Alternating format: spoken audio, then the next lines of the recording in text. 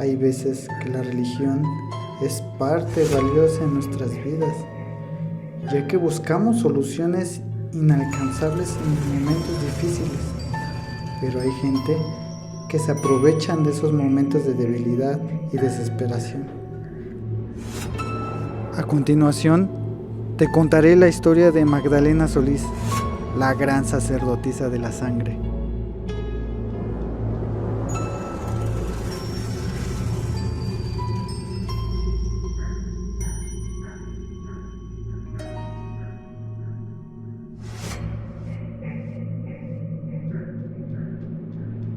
En una noche del mes de mayo de 1963, un joven de 14 años deambulaba por las cercanías de unas cuevas cerca del poblado de Yerbabuena. Atraído por las luces y los ruidos que salían de una de las cuevas, entró a husmear, pero se encontraría con un terrible espectáculo, que en silencio observó la atroz masacre que sufrió una pobre víctima.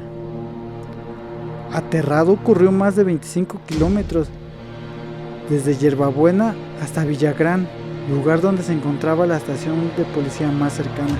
Exhausto y aún en shock, le dijo a las autoridades: un grupo de asesinos que, presas del éxtasis, se aglutinaban para beber sangre humana como vampiros. Los oficiales lo tomaron como drogado o como loco. ¿Qué sería lo que vio ese joven para llegar a correr 25 kilómetros?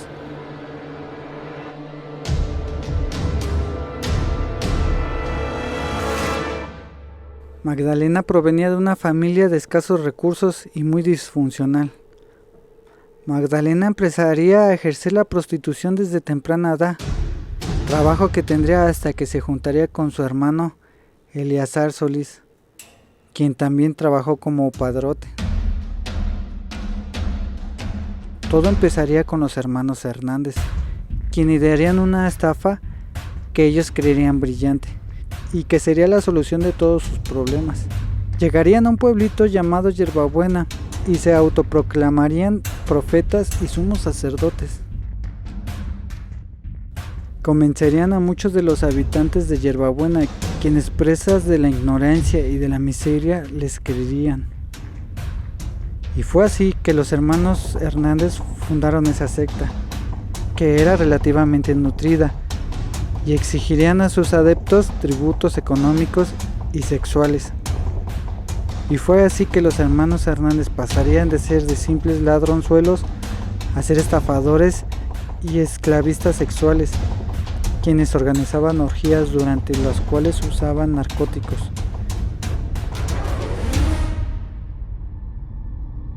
Pero los creyentes quedarían hartos, ya que no verían cumplirse sus promesas. Entonces los Hernández pensarían en un plan: ir en busca de prostitutas que quisieran formar parte del plan. Así fue que Magdalena y su hermano aceptarían.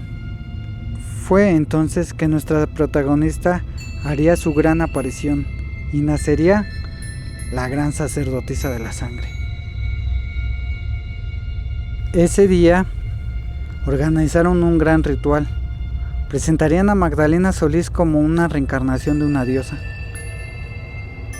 lo cual nadie contaba que Magdalena se lo creería todo. Magdalena, aburrida de simples orgías, comenzaría a exigir sacrificios humanos y daría un ritual de sangre. El ritual lo hacían llamar el sacrificio. El sacrificio se le haría a un miembro que se le notara un poco en desacuerdo, quien era brutalmente golpeado, quemado, cortado y mutilado por todos los miembros del culto. Posteriormente se le practicaría una sangría.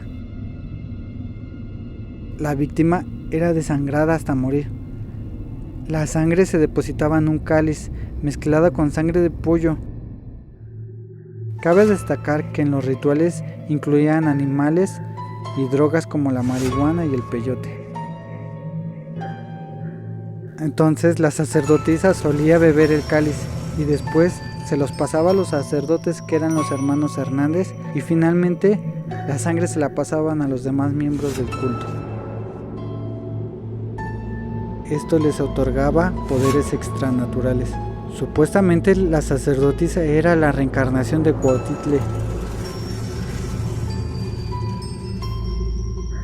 Las carnicerías durarían 6 semanas continuas del año de 1963, en la cual 4 personas más murieron de esa manera. Y se dice que los últimos sacrificios se les llegó a extraer el corazón a las víctimas aún con vida. La policía, consternada ante la desaparición de un joven llamado Sebastián Guerrero y de un policía llamado Luis Martínez, Sebastián, quien había acudido a los policías para delatar a unos vampiros. Sí, lo recuerdan, ¿verdad? Un oficial llamado Luis Martínez se ofrecería a llevar al joven y de paso se quedaría a investigar, sin saber lo que le esperaría. Los policías, tomando el caso en serio, ya que un colega, Luis Martínez, habría desaparecido. Fue entonces que el 31 de mayo de 1963, la policía, en conjunto con el ejército, desplegarían un operativo en el poblado de Yerbabuena, donde detuvieron a Magdalena Solís y a su hermano en una finca muy cercana. En dicha finca encontrarían una gran cantidad de marihuana. De los hermanos Hernández, uno moriría abatido a balazos por los militares y el otro le fue peor. Fue asesinado por un miembro de la misma secta, quien quiso poseer una parte del sumo sacerdote para poderse proteger. Al encontrar los cadáveres de Sebastián Guerrero y de Luis Martínez cerca de la finca de la sacerdotisa, encontraron que el cuerpo del oficial Luis Martínez tenía huellas de haber sido sacrificado y que le habían sacado el corazón tal y como lo hubieran hecho los mismísimos aztecas. Después fueron hallados los cuerpos de 6 personas que también fueron descuartizadas. La sacerdotisa y su hermano solo fueron sentenciados a 50 años de prisión, ya que solo los inculparon por los 2 homicidios, el de Luis Martínez y el de Sebastián Guerrero. Y así fue la historia de Magdalena Solís, la gran sacerdotisa de la sangre. Déjame un comentario, ¿tú qué opinas de ella y de su vida? Y recuerda, suscríbete a este canal.